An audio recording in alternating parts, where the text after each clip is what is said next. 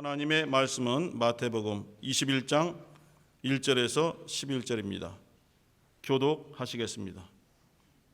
저희가 예루살렘에 가까이 와서 감람산 벳바가에 이르렀을 때에 예수께서 두 제자를 보내시며 이르시되 너희 맞은편 마을로 가라.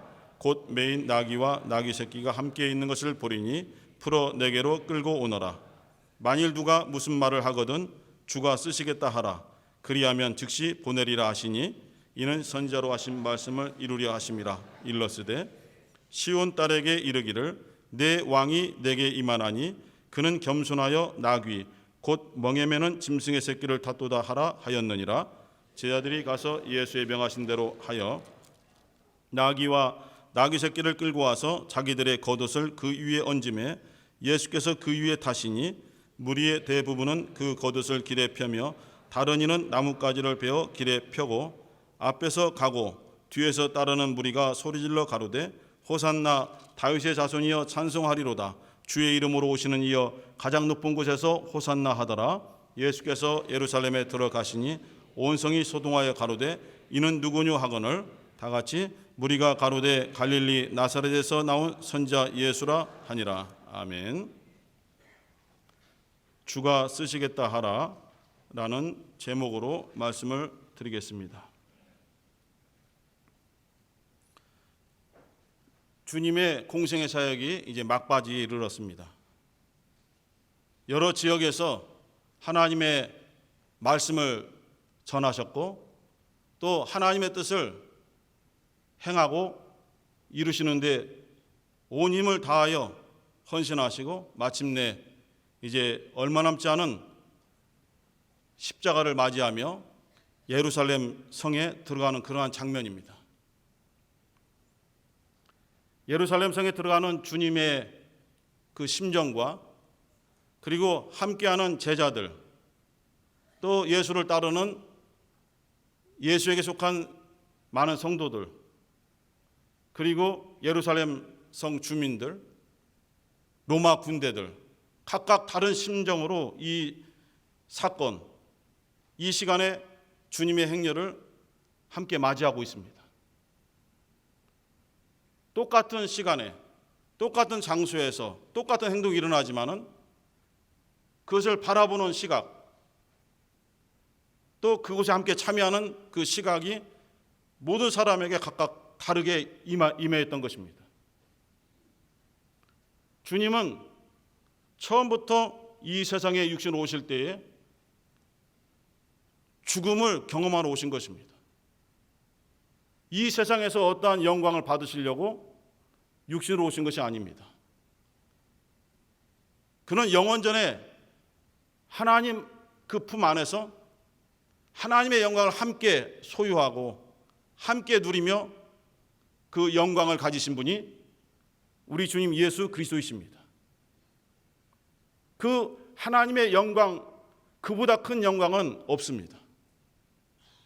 이 세상에 있는 어떠한 영광도 어떠한 아름다움도 어떠한 귀한 것도 하나님의 영광에는 비교할 수조차도 없는 것입니다.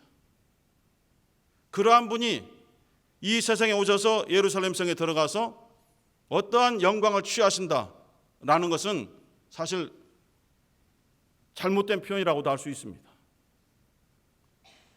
그러나 예수를 따르던 많은 제자들은 주님께서 이제 영광의 그 자리에 들어가신다라는 생각을 가진 제자들이 대다수였습니다. 그래서 어떤 제자들은 주님의 영광에 가장 가까이 가기 위해서 자기 어머니와 함께 와서 우리 중에 하나는 주님의 영광의 우편에 앉게 해주시고 우리 중에 하나는 주님의 영광의 좌편에 앉게 하셔서 주님의 영광에 가장 가까운 곳에 있어서 함께 영광을 누리게 해달라는 청탁도 하고 그것 때문에 다른 제자들 간에도 싸움이 일어나고 분쟁이 일어난 사건을 기억하고 있습니다. 주님께서 세상 선지자들은 보통 사람보다는 뛰어나고 하나님 앞에 부르심을 받았고 하나님의 능력이 임했기 때문에 그들이 행하는 역사를 볼 때에 사람들은 그들을 우러러보며 그 선지자를 통해서 역사하는 하나님을 그들이 바라볼 수밖에 없습니다. 그러나 그 선지자들도 행하지 못했던 더 큰 역사를 주님은 그 짧은 시간 동안에 많은 역사를 일으키셨습니다. 조그만 떡 5덩어리와 조그만 물고기 2마리로 그 5,000명을 다 배불리 먹이고도 12광주리를 거두는 역사는 어떤 선지자도 어떤 사람도 행할 수 없는 하나님의 역사임이 분명합니다. 그러나 사람들은 그 놀라운 역사를 보고 하나님을 찬양하고 하나님께 영광 드리고 그 놀라우신 하나님께서 우리와 함께 임재하셔서 우리를 인도해 주시는 그러한 소망을 가지고 나가면은 참 좋았겠는데, 그들은 그러한 마음속에 어떤 믿음보다는 현실적으로 자기들에게 유익이 되는 그러한 영광을 사모하고 예수를 현재 우리나라의 왕으로 삼아서 이러한 놀라운 체험을 매일 우리가 가져야 되겠다 하며 예수를 왕으로 삼으려는 그러한 시도도 여러 번 있었습니다. 그러나 주님은 이 세상에 왕으로 오신 분이 아닙니다. 이 세상에 어떠한 영광을 취하려고 어떠한 권세를 취하려고 오신 분이 아닙니다. 주님은 그래서 이 사람들을 피해서 홀로 따로이 산에 올라가서 기도하시면서 하나님의 뜻을 마음에 새기고 하나님께서 처음부터 자기를 보내신 그 뜻을 붙잡고 기도하면서 하나님께서 원하고자 하는 그 뜻을 따라서 걷기를 다시 결단하는 그러한 기도 시간을 많이 가지셨습니다. 주님의 길은 하나님의 뜻에서 결코 벗어나지 아니하는 오직 하나님의 뜻을 따라서 처음부터 나타나시고 그대로 역사하시는 그러한 길이었습니다.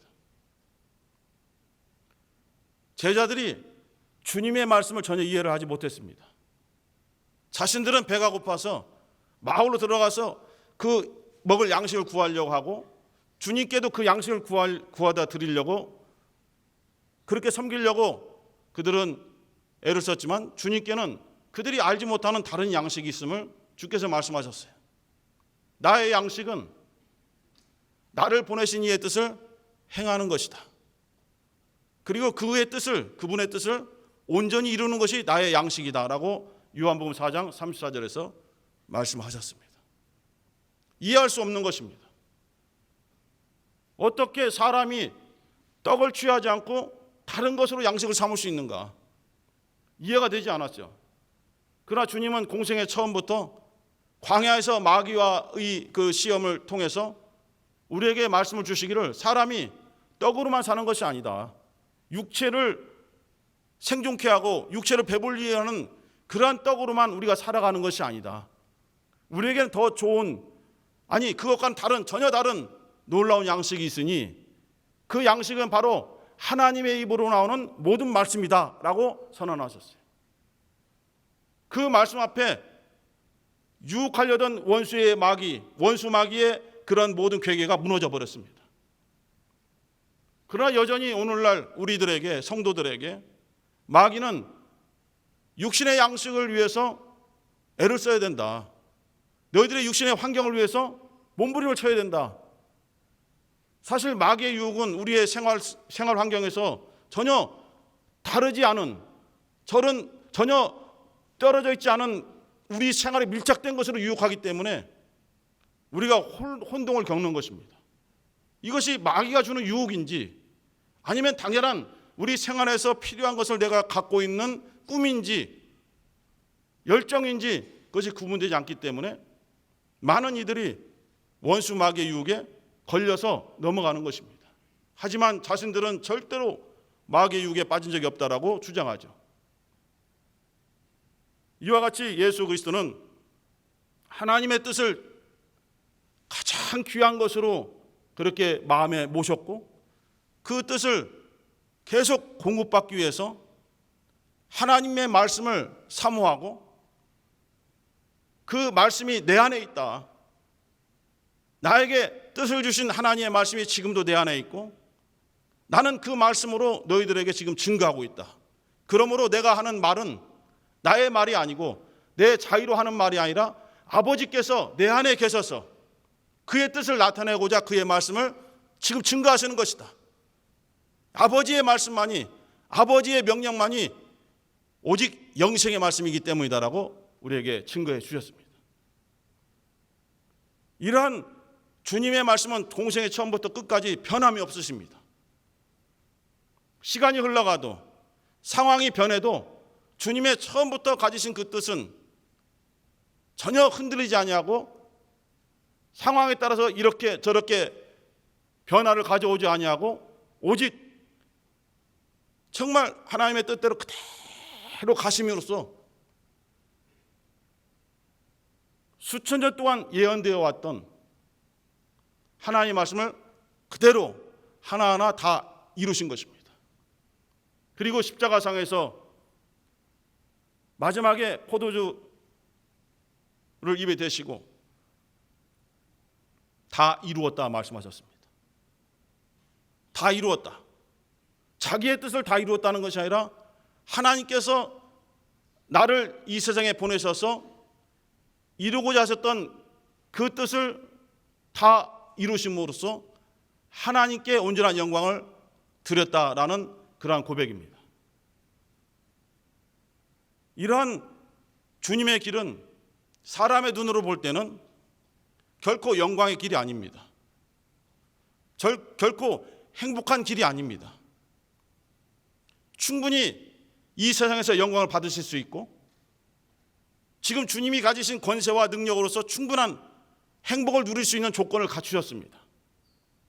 그리고 많은 이들이 주님의 말씀 앞에 기뻐하고 주님을 섬기려 하고 주님을 따르고자 하는 그러한 환경이 조성되어 있습니다. 얼마든지 그들로부터 영광을 취할 수 있습니다. 그러나 주님은 그러한 것을 취하려고 오신 분이 아니라 그러한 자들에게 자기를 보내신 하나님의 뜻을 가르쳐주고 하나님의 뜻대로 살아야만 너희들의 영혼이 영생을 누릴 수 있다, 이것을 가르쳐주기 위한 것이었습니다. 이러한 모든 사역들을 마치고 이제 드디어 예루살렘 성에 들어가십니다. 함께했던 제자들은 다른 꿈을 꾸고 있을지 모릅니다. 이제 우리가 예루살렘 성에 들어가서 드디어 짧은 시간 동안에 3년 동안에 많은 우리가 고난과 핍박을 받았지만은 드디어 이제 우리가 주님과 함께 왕노를 할 수 있겠다. 주님과 함께 권세를 누릴 수 있겠다.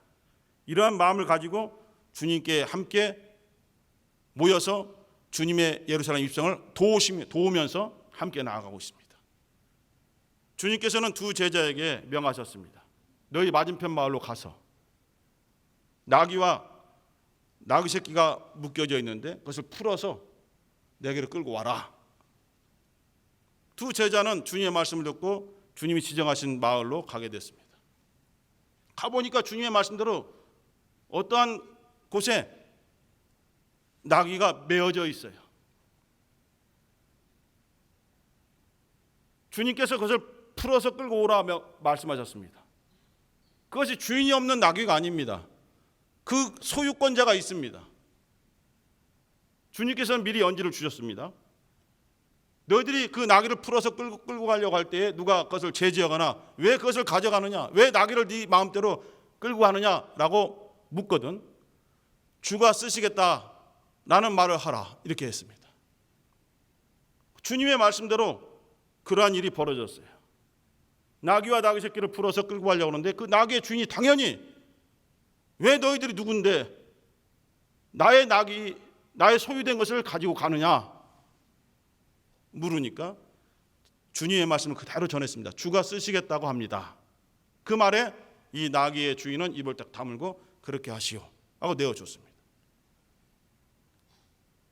그래서 어떤 사람들은 이 나귀의 주인과 주님과는 미리 어떤 교제가 있었을 것이다. 상당히 주님과 친밀한 사이였을 것이다. 아니면은 주님께서 사람을 보내어서 돈을 주고 미리 예약해 놓은 것이다. 라는 그러한 주장을 하는 학자들도 있습니다. 왜냐하면 성경에 이 사건의 뒷배경에 대해서 전혀 설명을 하고 있지 않기 때문에 추측할 수밖에 없거든요. 유명한 신학자들도 그렇게 추측해가는 그런 학자들도 많고, 그 학자가 쓴 글을 보고 그렇게 그냥 순수하게 받아들이는 사람들도 매우 많습니다. 저도 아주 오래전에 청년 때에 실명을 대면 안 되니까, 요즘 실명되면은 명예훼손죄로 걸리니까, 그분이 외국인이고 이미 돌아가신 지가 오래됐지만은 그분의 책에 보니까 그러한 주장을 했어요. 아주 유명하신 분이고 논리 정연하게 펴나가셨는데, 이 사람은 우리 주님 예수와 이미 오래전부터 교제가 있는 것이고, 이렇게 나귀를 빌리기 위해서 미리 사람을 보내어서 어떤 사람들을 보낼 테니까 그 사람들이 가면은 그 나귀를 내어주라 하고 돈을 주고 합리적으로 이렇게 미리 준비된 것이다라고 주장을 했습니다. 그 책을 읽어봤을 때에 세상에 우리 판단으로, 사람의 생각으로 그것이 옳아요. 아주 합리적으로 진행을 잘 해놓았어요. 아무것도 몰랐던 청년의 때의 그 책을 보고, 아, 그렇구나, 그렇게 진행되는 것이구나라고 받았어요. 그럴 수 있다고 생각합니다. 그런데 다른 사건 한번 보겠습니다. 우리 누가복음 22장을 보겠습니다. 누가복음 22장 8절부터 11절까지, 누가복음 22장 8절부터 11절까지 함께 읽도록 하겠습니다. 8절 시작. 예수께서 베드로와 요한을 보내시며 가라사대, 가서 우리를 위하여 유월절을 예비하여 우리로 먹게 하라. 여짜오되 어디서 예비하기를 원하시나이까? 이르시되, 보라, 너희가 성내로 들어가면 물 한 동이를 가지고 가는 사람을 만나리니 그의 들어가는 집으로 따라 들어가서 그 집 주인에게 이르되, 선생님이 내게 하는 말씀이 내가 내 제자들과 함께 유월절을 먹을 객실이 어디 있느뇨 하시더라 하라. 제자들을 보냈어요. 성내로 들어가 봐라. 그럼 물 한 동이를 들고 가는 사람이 있다. 우리 여자로 생각하지만 사실 이거 남성 단수 명사를 썼기 때문에 남자입니다.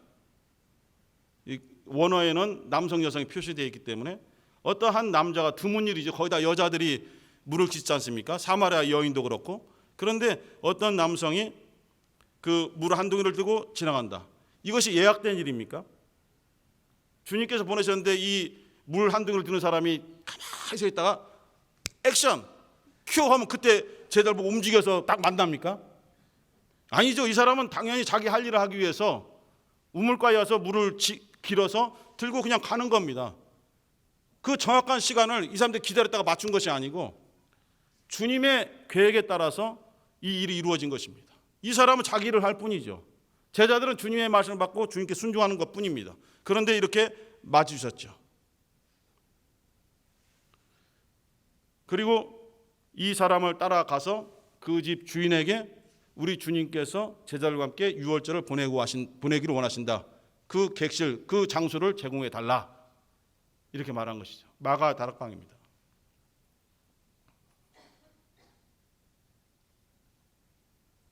나다나엘이 무화과나무 아래 앉아서 기도할 때에 주님께서 내가 너를 무화과나무 아래 있을 때 보았노라 말씀하셨어요. 주님이 많은 사역을 하시는데 나다나엘이 나와 있는가 항상 지켜보다가 보았다 이것이 아니거든요. 주님은 실제 육안으로 보지 않아도 그 사람의 마음의 중심을 꿰뚫어 보고 계십니다.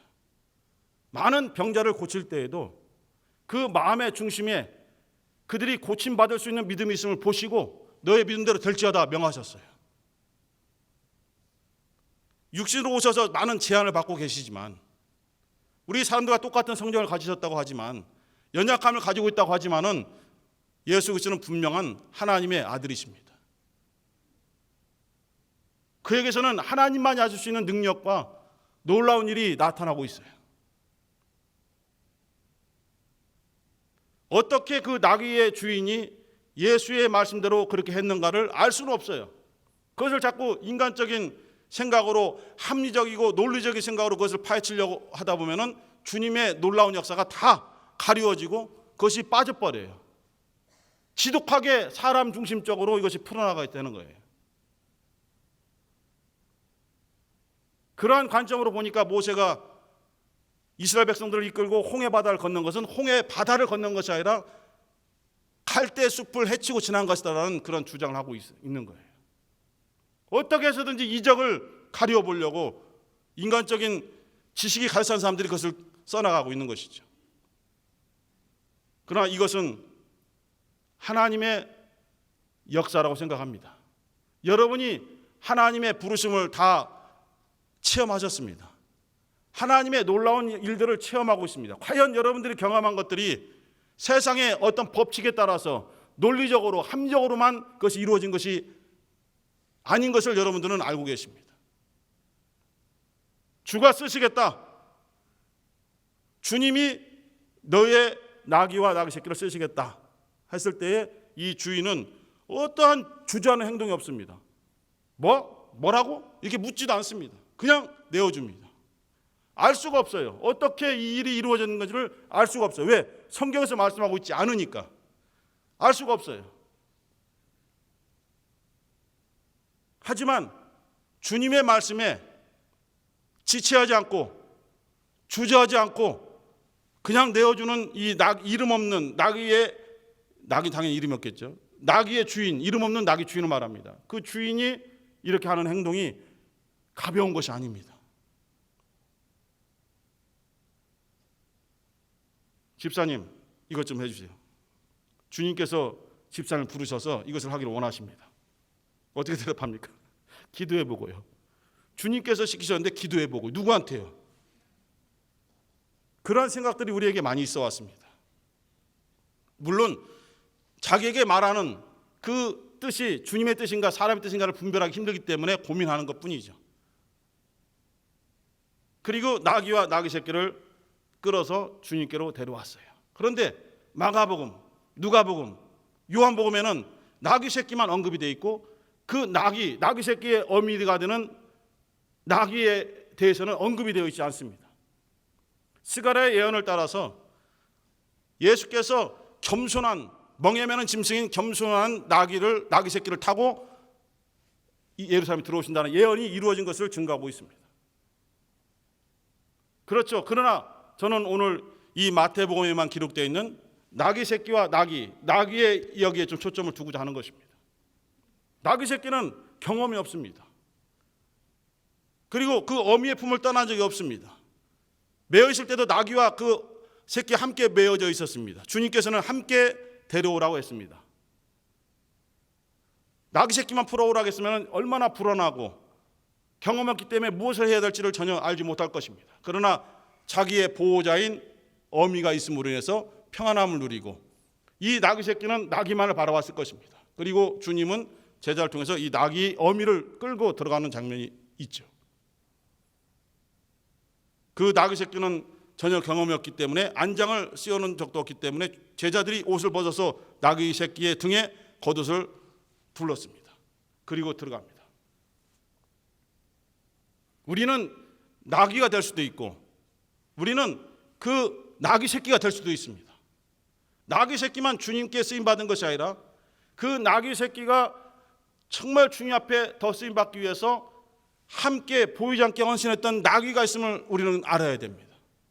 우리는 주님께서 직접 타셨던 나귀 새끼가 되어도 너무 감사하고 그러나 드러나지 않을지라도 나귀 새끼를 평안하게 하고 두려워하지 않게 하고 나를 따라와라라고 하면서 내가 너와 함께 있다라고 하면서 이 어미가 함께 갈 때에 이 나귀 어미의 역할을 해도 이것은 너무나도 감사하고 너무나도 귀한 것입니다.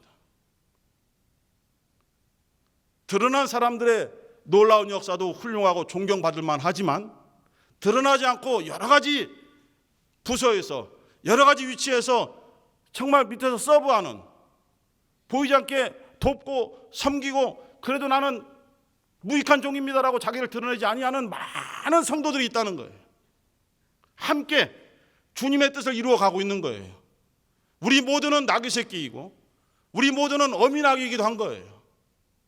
누가 잘났고 누가 못났고 누가 드러나고 누구는 조금 이랬고 이것이 아닌 것입니다. 주님의 일에는 많고 적음, 높고 낮음이 없는 것입니다. 하나만 존재합니다. 주님의 일에는 함께.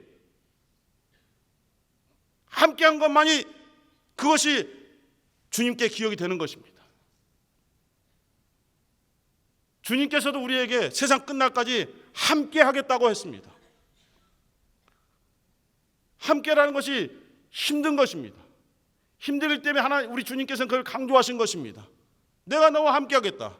하나님이 주님과 함께 했던 것처럼 주님 우리와 함께 하겠다. 세상 끝날까지 너희와 함께 하겠다라고 약속을 주셨어요. 우리 모두는 지금까지도 정말 짧다면 짧을 수 있지만 우리가 체감하는 그 시간은 너무나 길었어요. 힘들었습니다. 그러나 오늘 이 시간까지도 너무나 감사한 것은 주님과 함께 했다는 것입니다. 할렐루야. 그리고 우리 같은 믿음을 가진 우리 귀한 성도들과 함께 했다는 것입니다. 할렐루야. 이것이 너무 우리에게 기쁨이었어요. 그 이전에 경험하지 못했던 성도들 간에 함께라는 것이 무엇인지 잘 몰랐던 그 경험이 우리에게는 정말 오랫동안의 신앙생활 중에서 신선하게, 사실 신선하지 않아야 되는데 처음부터 그렇게 함께라는 것을 알았어야 되는데 이제 그것을 찾고 이것을 기뻐하고 함께라는 것이 이렇게 큰 놀라운 영적 시너지를 가져온다는 것을 비로소 우리 눈에 목격을 하고 체험을 했어요. 지금도 힘들고 오늘 이후로 앞으로도 힘든 일들이 많이 있을 거라고 생각합니다. 하지만 주님이 우리와 함께 하시고 주님과 함께하는 성도들이 우리와 또 함께 한다는 것 때문에 이겨낼 수 있다고 생각합니다. 주저앉아 있을 때도 나만 주저앉은 줄 알았는데 주저앉은 나를 위해서 함께하기를 원하면서 기도했던 성도들, 동역자들이 있음을 우리 마음속에 잊어서는 안 될 것입니다.